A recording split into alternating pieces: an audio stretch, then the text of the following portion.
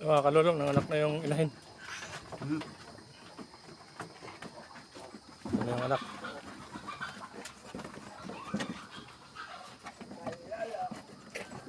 Siyam na mga kalulong, may patay ng isa at saka isang lunong.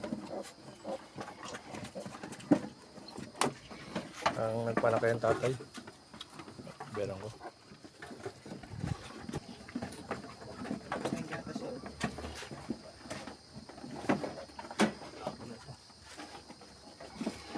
May namatay daw na isa. Ang tagal lumabas. Nahirapan.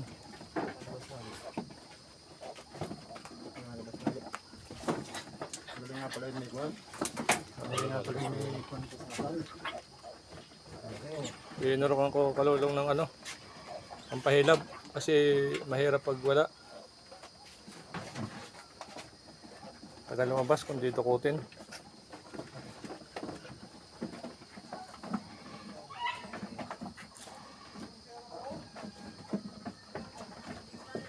Kulong 12 yung ano, 12 yung bali naging anak niya.